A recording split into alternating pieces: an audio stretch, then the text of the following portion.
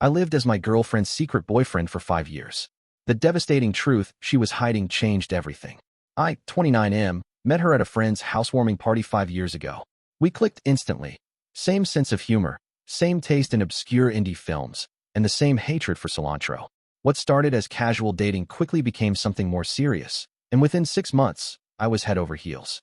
But there was always this one strange condition to our relationship. Nobody could know about us. At first, I didn't think much of it. She explained she had nosy family members who would overwhelm her with questions, and she'd just gotten out of a messy relationship where mutual friends had taken sides. She wanted something that was just ours for a while. Made sense to me. As months passed, I gently brought up the topic of going public. Each time, she had a reason why we should wait a little longer. Her grandmother was ill, and she didn't want to upset the family dynamic. She was applying for a promotion and wanted to focus on that. She was dealing with anxiety and couldn't handle the social pressure. I loved her, so I waited. And waited. We lived in separate apartments. We never posted pictures together. We didn't attend family gatherings as a couple. If we ran into someone she knew while out together, I was introduced as a friend from work. For 5 years, I was a ghost in her life.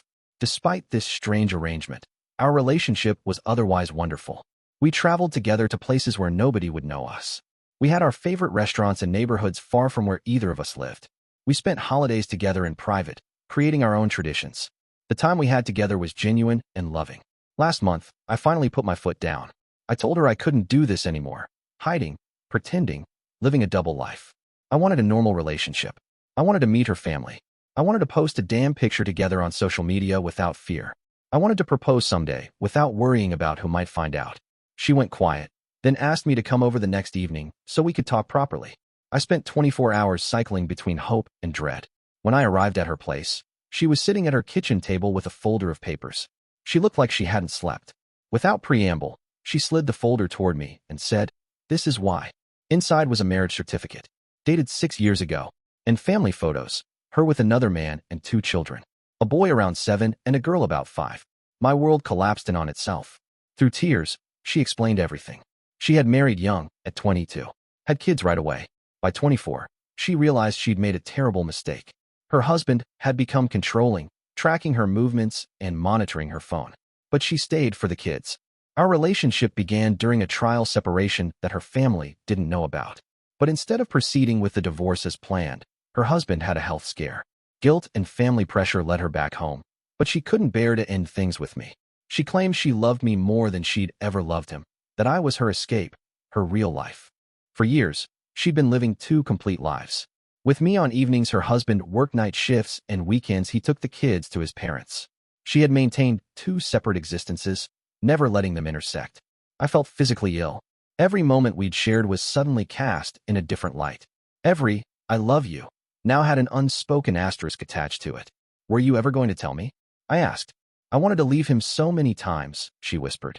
But then something always happened. His mother got cancer, he lost his job, my daughter started having trouble at school. The right time never came. I walked out, ignored her calls and messages for days. She showed up at my workplace, and I had security escort her out. She emailed long explanations and apologies that I couldn't bring myself to read fully. After 2 weeks of silence, I agreed to meet her at a park. She came alone, looking exhausted. She said she'd finally told her husband everything and moved out.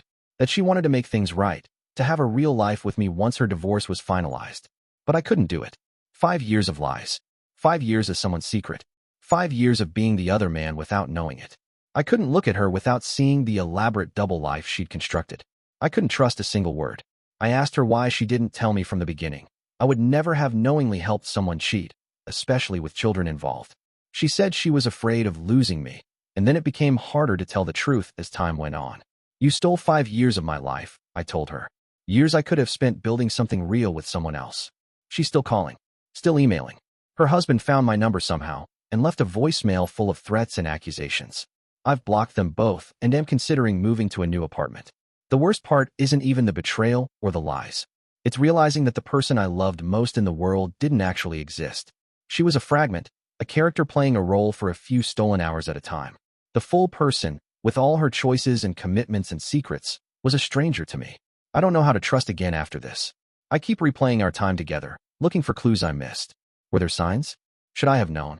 5 years is a long time to be completely blindsided. Update. After posting this, I received an overwhelming amount of support, which I'm grateful for.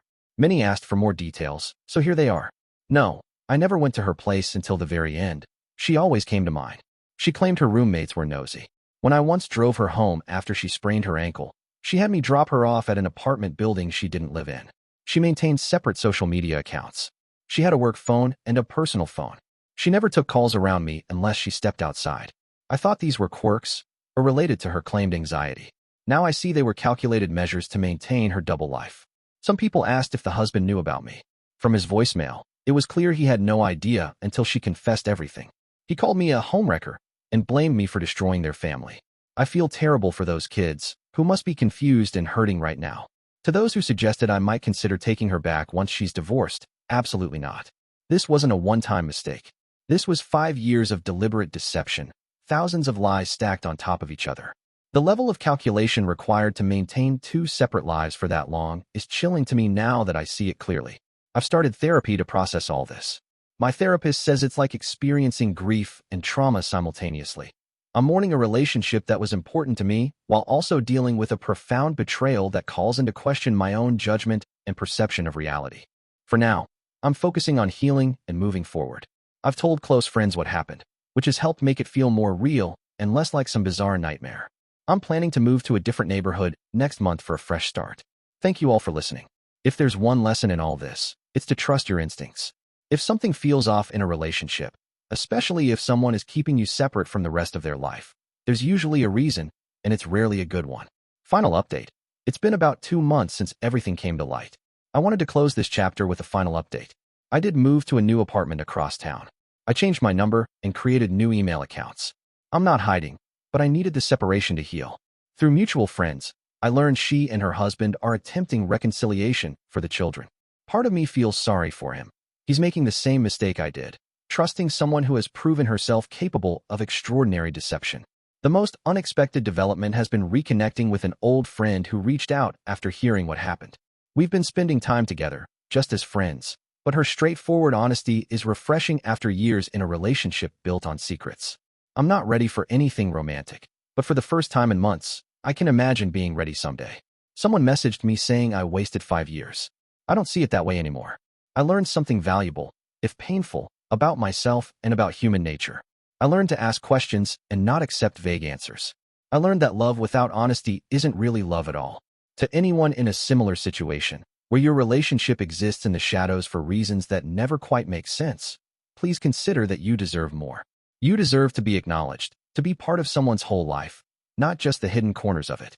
Thanks for all the support, Reddit. It made a difference during the darkest moments.